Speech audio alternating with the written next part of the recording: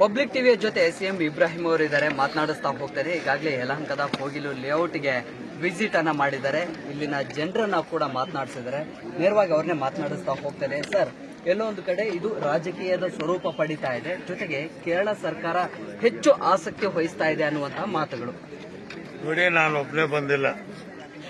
ಮಾರ್ಸಂದ್ರ ಮುನಿಯಪ್ಪನವರಿದ್ದಾರೆ, ನಮ್ಮ ಮುನಿಯಪ್ಪನವರಿದ್ದಾರೆ, ಪಿ ಮೂರ್ತಿ DSS leader, ರಾಜ್ಯಾಧ್ಯಕ್ಷರು, ಅಂಬೇಡ್ಕರ್ ಸೈನ್ಯ, ಶಾಬಾಸ್ ಖಾನು, ಇನ್ನು ಕೋಡೇಳಿ ಚಂದ್ರಶೇಖರ್ ಬರ್ತಾ ಇದ್ದಾರೆ, ರೈತ ಸಂಘದವ್ರು ಬರ್ತಾ ಇದ್ದಾರೆ, ಮೋಹನ್ ರಾಜು RP ಅದವ್ರು ಬರ್ತಾ ಇದ್ದಾರೆ. ಯಾಕೆ ಬರ್ತಾ ಇದೀವಿ? ಮಾನವೀಯತೆ. ಇದು ರಾಜಕೀಯ ಅಲ್ಲ, ಮಾನವೀಯತೆ. ಅರೆ, ಬೇಡ್ಕೊಂಡು ತಿನ್ನೋ ಫಕೀರ್ ಇವರು 30 ವರ್ಷದಿಂದ ಇದ್ದಾರೆ.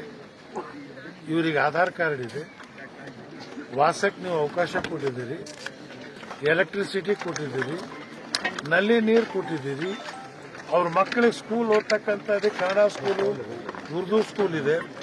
ಆ ಸ್ಕೂಲಲ್ಲಿ ಮಕ್ಕಳು ಓದ್ತಾ ಇದ್ದಾರೆ. ಇವ್ರಿಗೆ ಹೆಂಗ್ ನೀವು ಹೇಳ್ತೀರಿ? 90% ಸರ್, ಇದು ಅನಧಿಕೃತವಾಗಿ ಇಲ್ಲಿ ವಾಸ ಇದ್ದಾರೆ ಅಂತೇಳಿ ಈ ಹಿಂದೆ ಕೂಡ ನೋಟಿಸ್ ಅನ್ನ ನೀಡಲಾಗಿದೆ. ಹಾಗಿದ್ರೂ ಕೂಡ ಜಾಗ ಖಾಲಿ ಮಾಡಿಲ್ಲ. ಇದು ಸರ್ಕಾರದ ಆಸ್ತಿ ಅನ್ನುವಂಥದ್ದು ಕೂಡ ಒಂದಿಷ್ಟು ಪತ್ರಗಳಲ್ಲಿ ಉಲ್ಲೇಖ ಆಗಿದೆ ಅಂತ ಸರ್ಕಾರ ಸ್ಪಷ್ಟವಾಗಿ ಆಯ್ತು. ಮುಸ್ಲಿಂ ಬೋರ್ಡ್ ಯಾಕೆ ಮಾಡಿದಿರಿ? ಈ ನನ್ನ ಜಾಗ ದೊಡ್ಡಗುಂಟೆಯಲ್ಲಿ 2 ಎಕರೆ ನನ್ನ ಹೆಸರಲ್ಲಿ ಇರೋದು. ನೀವು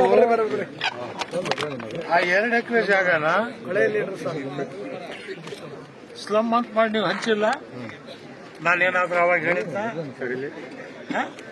ಅದೇ ರೀತಿ ಇವತ್ತು ಅಂಬೇಡ್ಕರ್ ರೋಡ್ನಲ್ಲಿ ನನ್ನ ಜಾಗದಲ್ಲಿ 20,000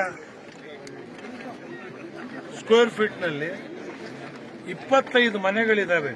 ಜಾರ್ಜಿ ಓಟ್ಬೇಕಾಯ್ತು, ಆ ಮುಂಡೆದು ಹಂಚಿಬಿಟ್ರೆ ಬಂದು ನನ್ನ ಜಾಗ ಹಂಚಕ್ ನಿನಗೆ ಆಗತ್ತೆ ಮುಂಡೆವಾ? ಸರ್ಕಾರಿ ಜಾಗ ನಿಮ್ಮ ಅಪ್ಪಂದ ಇದು. ಇದನ್ನ ಹಂಚಕ್ ಹೋದ್ರೆ ಸರ್ಕಾರಿ ಜಾಗ ಅತಿಕ್ರಮಣ ಅಂದ್ಮೇಲೆ ಆ ದೊಡ್ಡಗುಂಟೆ ಜಾಗ ಬಿಡಿಸ್ರಿ ನೀವು. ಸ್ಲಮ್ ಬೋರ್ಡಿನ ಉದ್ದೇಶ ಏನು?